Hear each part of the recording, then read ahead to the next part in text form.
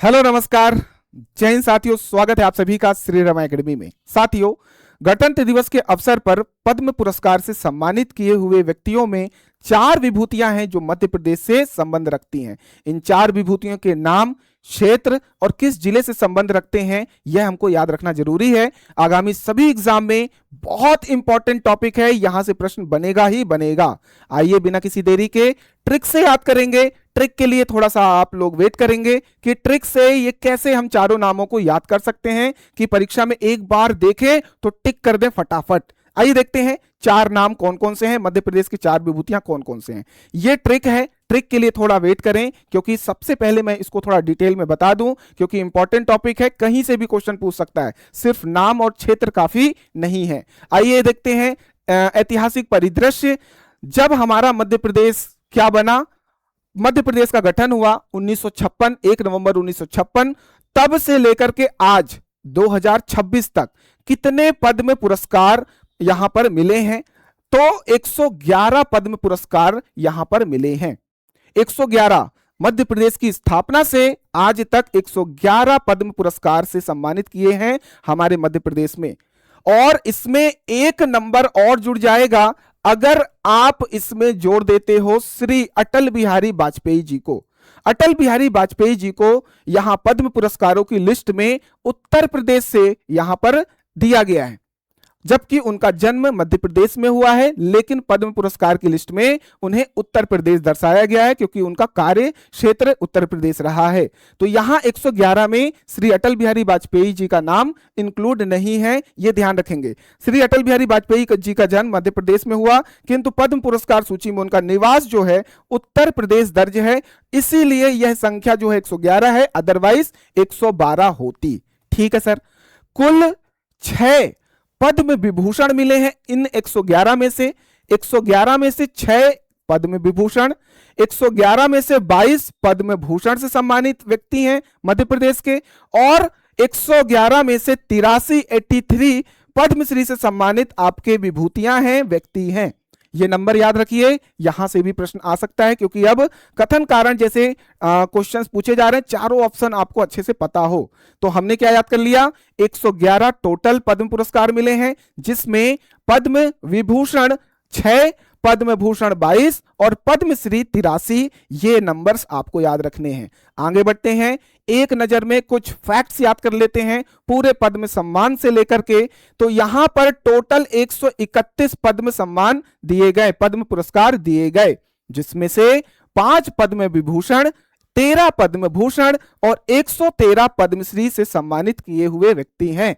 इन्हीं 113 में से 4 विभूतियां मध्य प्रदेश से संबंध रखते हैं। उन्हीं के नाम, उनके क्षेत्र और उनके जिले हमको याद रखना जरूरी है, और उनसे संबंधित कुछ विशेषताएं हैं जो मैं आपको बताऊंगा, याद रखना है क्योंकि प्रश्न बन सकता है। बहुत महत्वपूर्ण टॉपिक है, आएगा यहां से प्रश्न।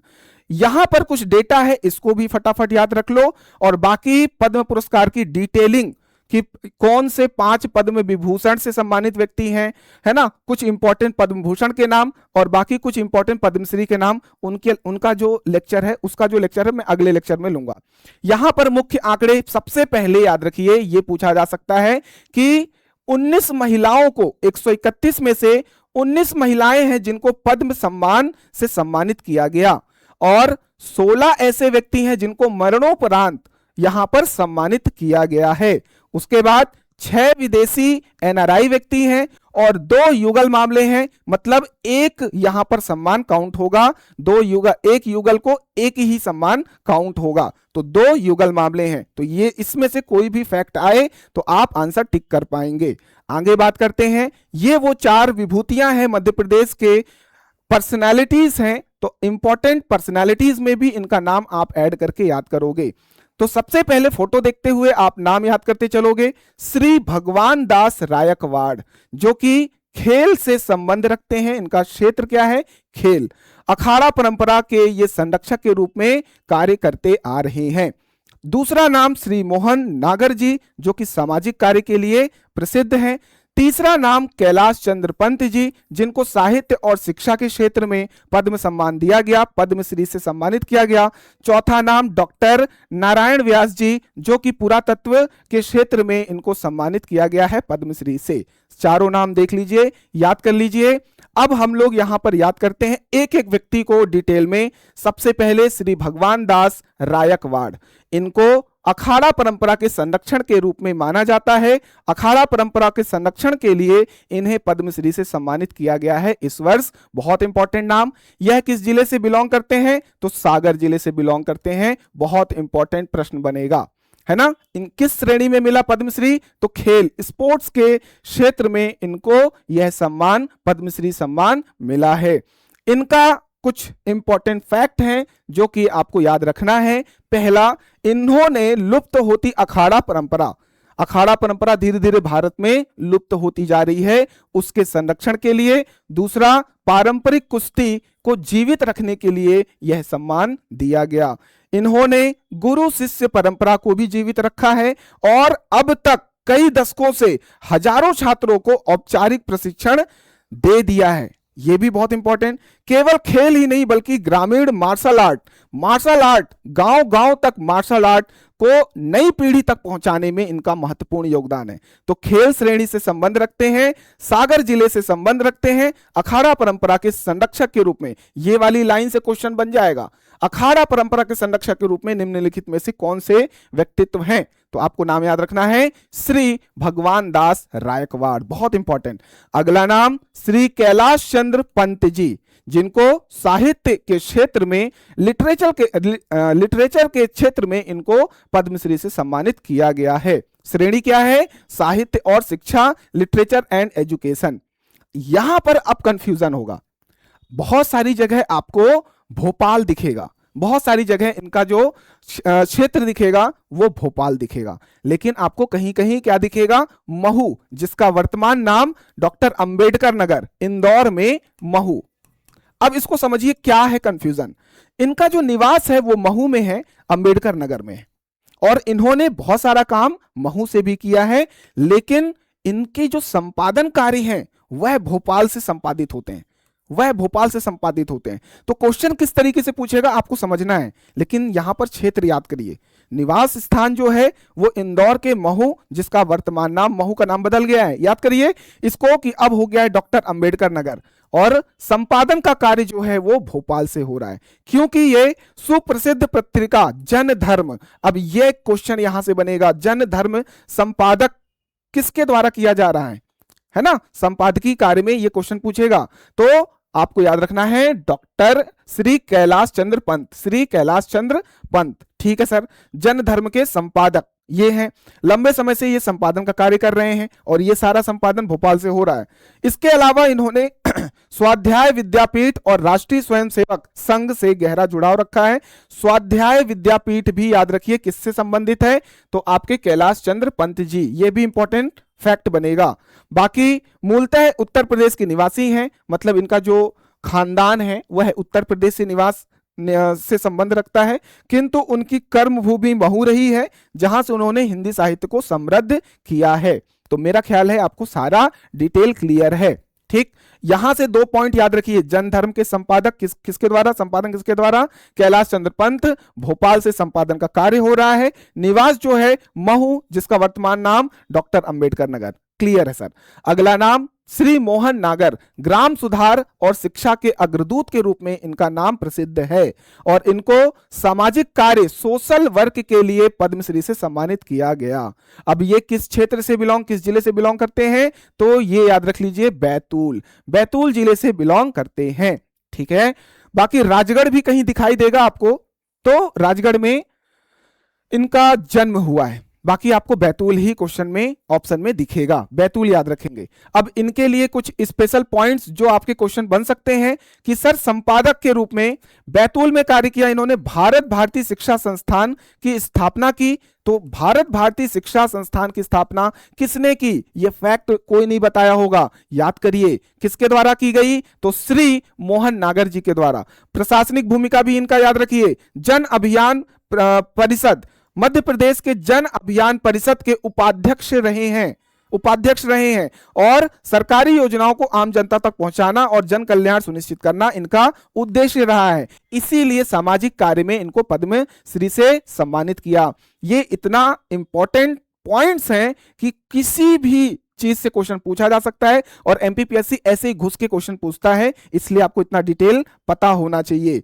अगला नाम डॉक्टर नारायण व्यास जी, इतिहास के खोजकर्ता, पुरातत्वविद के रूप में इन्होंने अपना योगदान दिया और इनको पुरातत्व श्रेणी में पद्मश्री से सम्मानित किया गया। याद रखेंगे इनको भोपाल से, आपको याद रखना है कहां से हैं, भोपाल से हैं।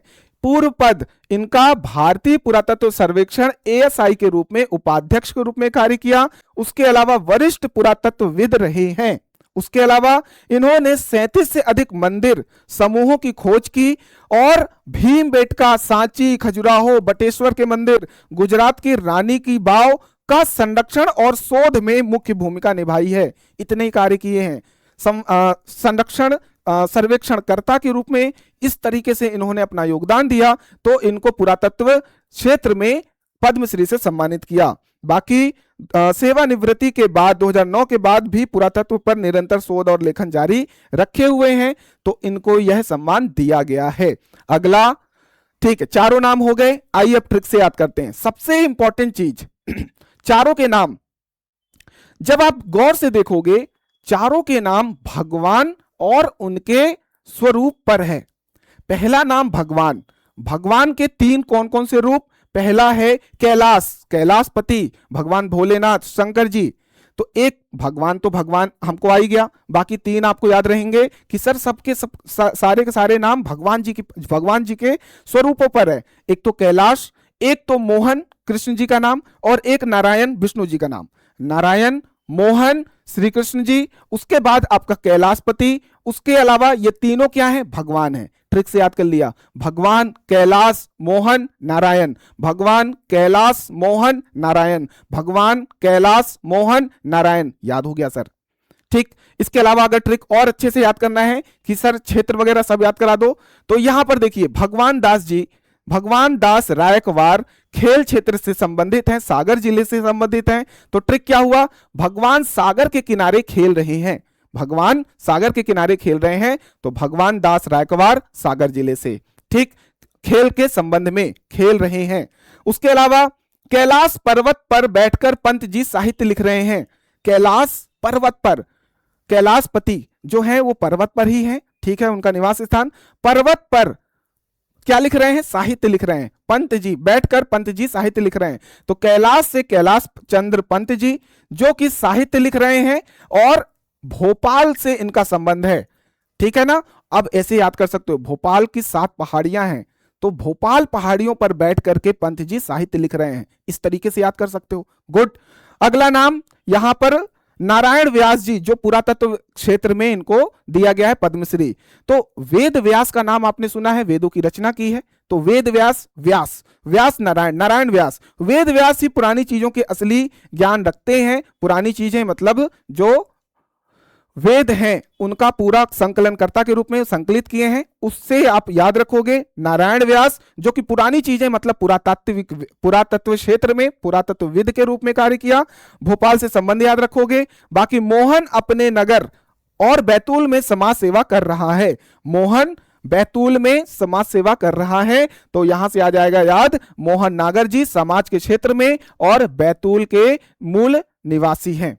इस तरीके से आपको पूरे ट्रिक भी याद हो गए और आपको ये पूरा लिस्ट भी मैंने एक बार में दे दिया। याद रखिएगा कंफ्यूजन वाला कि यहां पर भोपाल आपका कैलाश चंद्र पंत जी ये संपादन का कार्य कर रहे हैं, लेकिन महू इंदौर से बिलोंग करते हैं, जिसका वर्तमान नाम डॉक्टर अंबेडकर नगर। बाकी बैतूल से हैं मोहन नागर जी, नारायण व्यास जी भोपाल से। बाकी ये सारा चीज मैंने आपको बता दिया है। तो ये रहे 4 विभूतियां। और ट्रिक्स से भी हमने याद कर लिया, जिसकी डिटेलिंग जो है, जो अन्य पद्म विभूषण पद्म भूषण जिसमें इंपॉर्टेंट है उनका एक अलग वीडियो बना दूंगा। इसमें आपको इतना जानना जरूरी था, इसलिए मैंने अलग से लेक्चर लिया। बाकी अगर आप असिस्टेंट प्रोफेसर की तैयारी कर रहे हैं तो हिस्ट्री का सब्जेक्ट जो विषय 2 है, आपका सब्जेक्ट 2 है, पेपर 2 है, उसकी डिटेल में लाइव क्लास चल रही है, इसके आप ले सकते हैं। आप इकोनॉमिक्स की क्लास ले सकते हैं पेपर 2।